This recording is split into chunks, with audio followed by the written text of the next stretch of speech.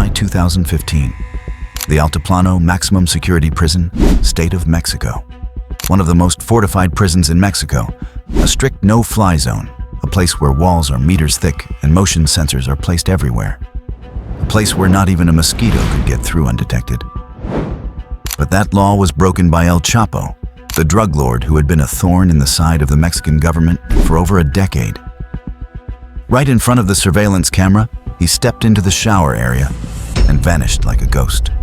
No sirens, no riots, not a single shot was fired.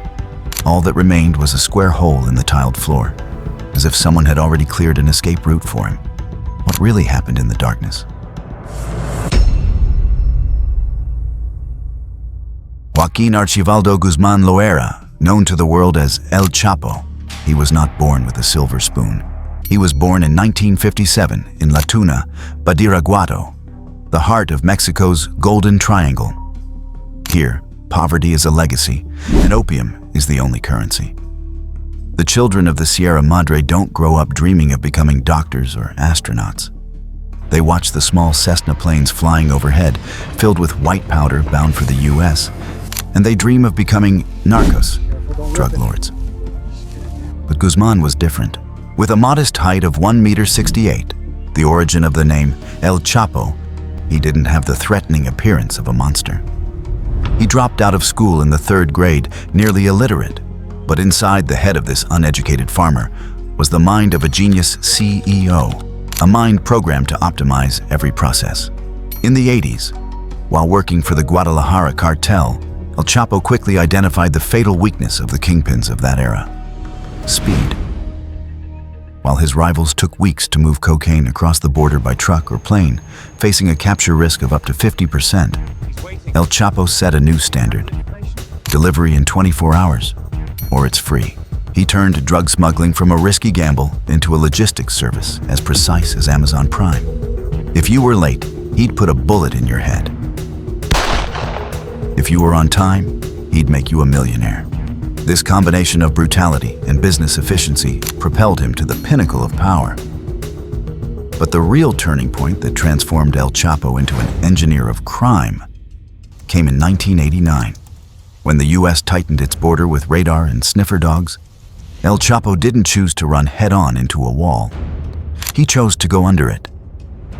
He hired architect Felipe de Jesus Perez Luna to build the first tunnel in Agua Prieta. It wasn't a rat hole. It was an underground structure with electricity, a hydraulic lift, and a rail car system, camouflaged under the manhole cover of a public water tap. When the DEA discovered this tunnel in 1990, they were shocked. They called El Chapo the Lord of the Tunnels, El Señor de los Túneles. From then on, the US-Mexico border became his personal Swiss cheese. He was first arrested in 1993 in Guatemala. But for El Chapo, prison was just another office. In 2001, he carried out his first escape from the Puente Grande prison. The official story says he hid in a laundry cart, but the truth was far more blatant. He simply walked out the front door in a police uniform after spending millions of dollars to bribe nearly the entire prison staff, from the warden to the janitors. For the next 13 years, El Chapo became a ghost. He turned Sinaloa into the largest multinational criminal enterprise in the world, made it onto Forbes' list of billionaires, and was named Chicago's public enemy number 1 inch, a title once held by Al Capone. But every game has its end, or so people thought. February 2014, mission accomplished. Mexican President Enrique Peña Nieto proudly declared El Chapo was arrested at a resort in Mazatlan. While sleeping with his wife and twin daughters, not a single shot was fired. This time, the Mexican government vowed that history would not repeat itself. They did not extradite him to the US immediately out of national pride. "We can hold him," they said. Altiplano is an impenetrable fortress. They put him in cell number 20 in the Special Treatment Unit. 24/7 camera surveillance. The floor was reinforced with 10-centimeter thick steel reinforced concrete. There were no blind spots, except for a 1-meter-high partition wall separating the shower area to preserve a minimal human right for the prisoner. The authorities had underestimated one thing. They locked a mining engineer in a concrete cage, and they let him keep his billions of dollars in his pocket. When the iron door slammed shut behind him for the second time, El Chapo didn't panic. He didn't look at the bars. He looked at the floor. In his mind, the geological map of the Almoloya de Juarez area was already being drawn. He knew that 1.5 kilometers away, his son's and Sinaloa's best engineers were ready. He didn't need a miracle to get out. He needed a blueprint, a GPS watch, and the silence of the guards. The biggest logistical challenge of his life had officially begun. Forget the Hollywood movies where prisoners dig through walls with spoons or hide dirt in their pockets. El Chapo's 2015 escape was an industrial-scale engineering project, an insult to modern security architecture. It all started in the Santa Juanita neighborhood, a desolate area exactly 1.5 kilometers from the Altiplano prison. El Chapo's Sinaloa cartel immediately began planning the boss's rescue. One day, strange farmers appeared. They bought a piece of land, erected a crude brick house, and told curious neighbors they were building a water cistern. But beneath that impoverished facade was a construction site operating 24/7 with an unlimited budget. They didn't use shovels and pickaxes. They used hydraulic drills, industrial generators, and laser measurement tools. In less than a year, Sinaloa's team of miners moved thousands of tons of earth and rock from underground without anyone knowing. Let's look at this dark wonder. This was an underground corridor built to construction standards. The tunnel was more than 10 meters deep, cutting through layers of hard sedimentary rock. It was 1.7 meters high and about 80 centimeters wide. Why 1.7 meters? Because El Chapo is 1.68 meters tall. This tunnel was tailor-made for him, so the boss could walk upright without having to bow his head. The arrogance was evident even in the dimensions of the structure. A ventilation system with PVC pipes ran the length of the tunnel. An electrical lighting system stretched out like an airport runway. But the real star of this project was a specially modified Italica motorcycle. The cartel's engineers had removed the rubber tires, fitted it with steel wheels, and placed it on a fixed steel rail. This motorcycle had two tasks. During construction, it was a locomotive that hauled out dirt and rock at high speed, and on that fateful night, it carried El Chapo 1.6 kilometers to freedom in just under 3 minutes. However, the question that gave investigators sleepless nights was the precision. How do you dig a tunnel over a kilometer long in pitch darkness and have the endpoint line up perfectly with a target the size of a dinner table? El Chapo's engineers weren't guessing. They needed the detailed architectural blueprints of the Altiplano prison. They needed to know the thickness of the concrete floor, the location of the foundation piles, and most importantly, the precise GPS coordinates, down to the centimeter, of cell number 20. You can't find this on Google Maps. The answer lay in the bank accounts of men in suits.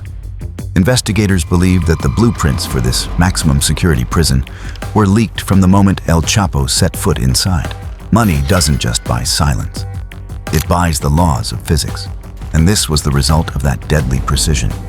The end of the tunnel, a perfect 50 by 50 centimeter square hole. It was located exactly under the shower head in the shower area, because that was the only blind spot where the security camera was obscured by a 1 meter high partition, intended to guarantee minimal privacy for the prisoner.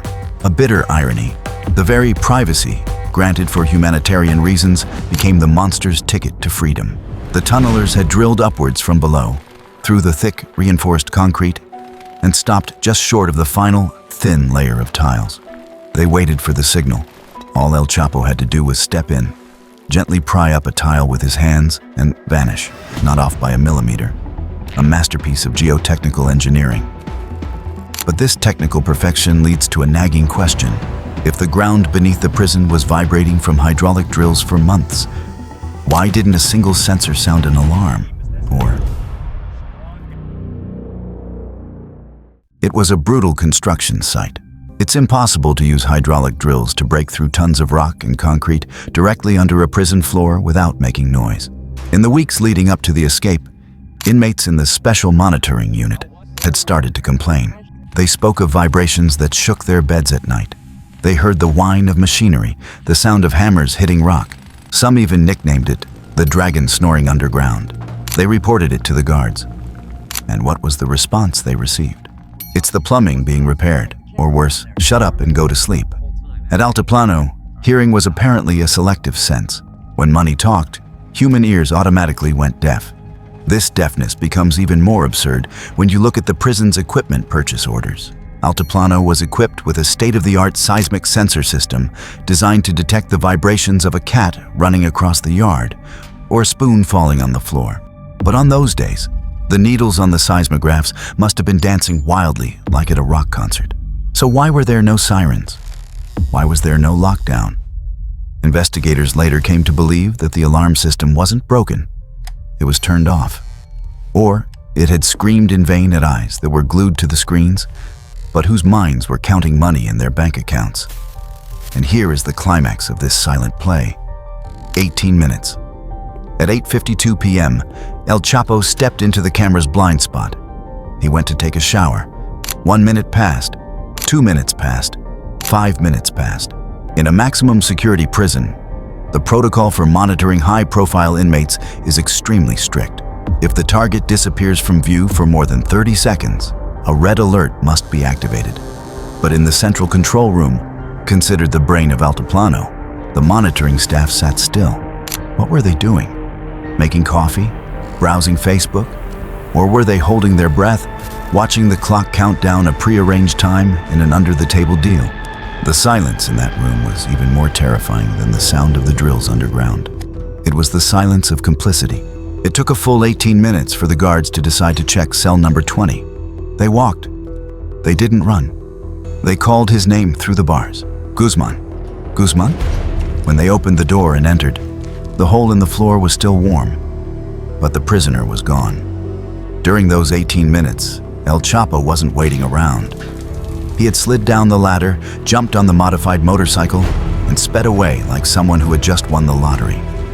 By the time the guards reported a code red on the radio, El Chapo had already traveled the entire 1.5-kilometer tunnel. By the time police blockaded the roads around the prison, he was sitting in a disguised pickup truck. And by the time government helicopters began circling the skies, he was comfortably seated on a Cessna plane at a secret airstrip in San Juan del Rio, flying straight back to the mountains of Sinaloa, where he was king. This was a slap in the face to the Mexican government. Immediately after, a purge took place. The prison warden was fired and arrested. A total of 20 high-ranking officials and security personnel were prosecuted. Among them were the head of the video surveillance center and the guards directly assigned to El Chapo's unit. Their testimony revealed a naked truth. Altiplano did not fall because of superior tunneling engineering. It fell because of the plata o plomo, silver or lead principle. You take the money, or you take a bullet. It turned out that the most effective escape tool was not the hydraulic drill, nor was it GPS. It was money, lots of money. Millions of dollars had been spread throughout the system, greasing everything from the screws of the seismic sensors to the consciences of those in power. El Chapo did not escape. He bought his way out. Back in the Sierra Madre Mountains, El Chapo had everything a fugitive could dream of. He was protected by rugged terrain, by an army of 300 elite gunmen, and most importantly, a network of local people so loyal, they were willing to die for him. In theory, he was untouchable. If he had just sat there drinking and keeping quiet, the FBI might never have touched him.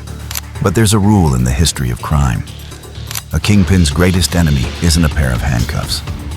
It's his own ego. El Chapo suffered from the incurable disease of dictators, narcissism. He didn't just want to be a legend in the shadows. He wanted the spotlight. He wanted a Hollywood movie about his life, a Mexican version of The Godfather. And that obsession led him to a fatal mistake.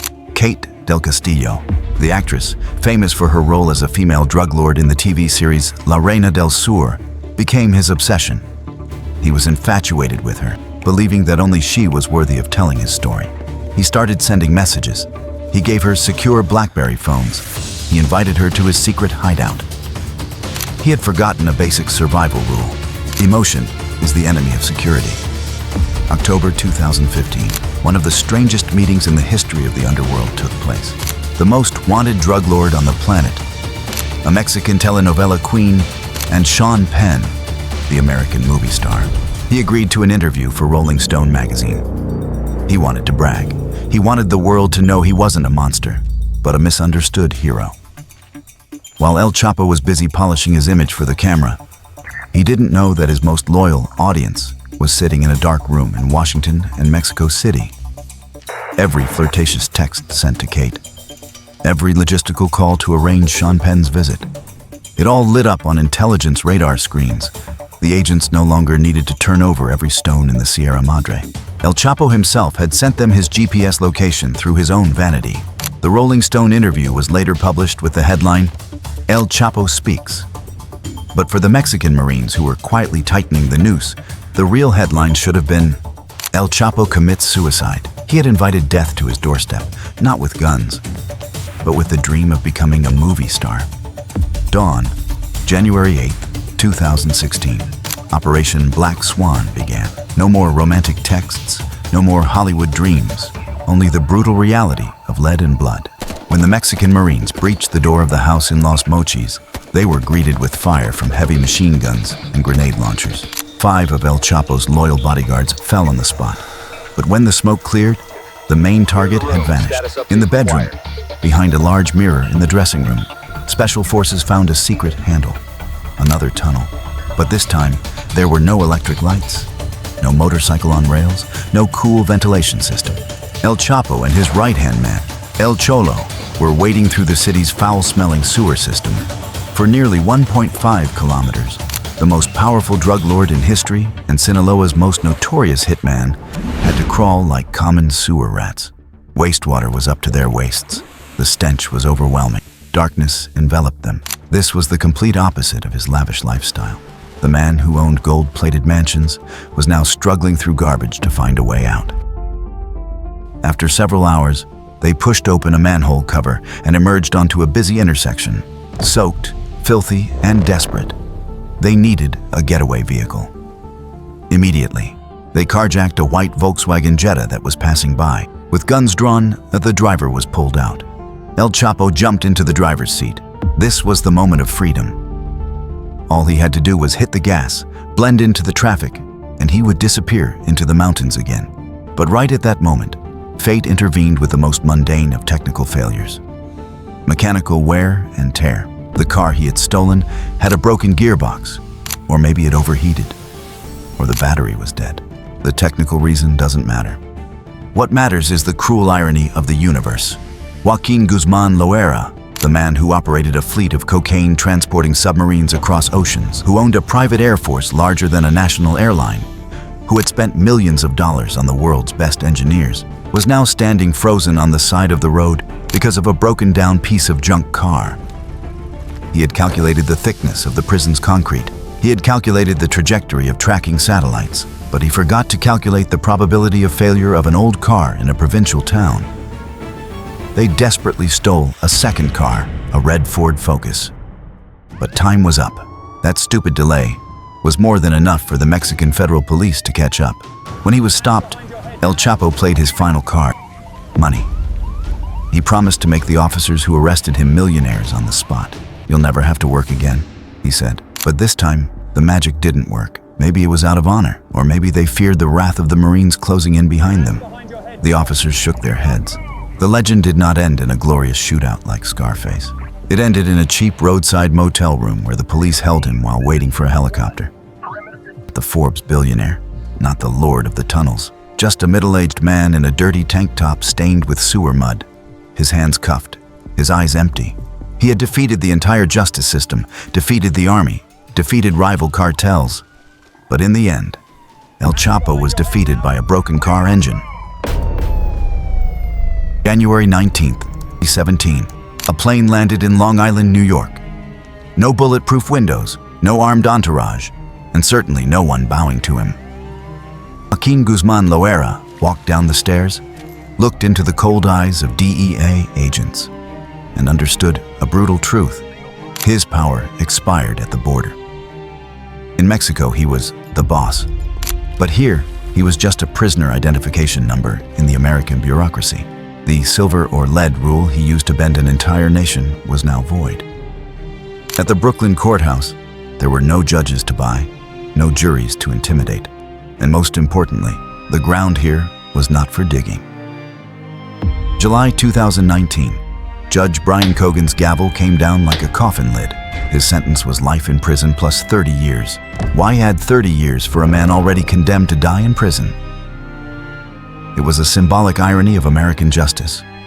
Even if he dies and is reincarnated, he would still owe society another lifetime.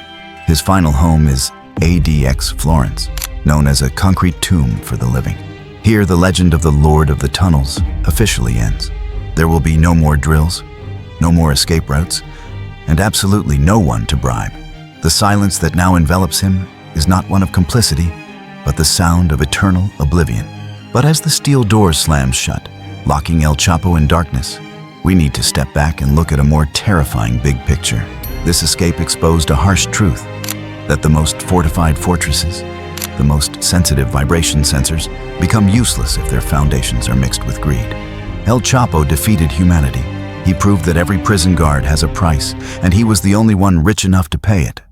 El Chapo has fallen, but the Sinaloa cartel has not. The flow of cocaine, heroin, and now the fentanyl nightmare continues to pour into America like a flood. The war on drugs turns out to be just the most expensive game of whack-a-mole in human history. We cut off one head of the monster, and 3 more grow back, younger, more brutal, and thirstier for blood. El Chapo is locked away, but the demand for a high and the enormous profits from the White Death are immortal. As long as there are addicts craving a fix, there will be those willing to dig tunnels, whether underground or by carving them into the hearts of men. And the story doesn't end with the father's fate. His sons, Los Chapitos, are continuing this bloody chapter with a brutality that mirrors their father's. Don't forget to subscribe and hit the notification bell, because in the underworld, the truth always lies more than 10 meters below the surface, and I will be here to dig it up with you.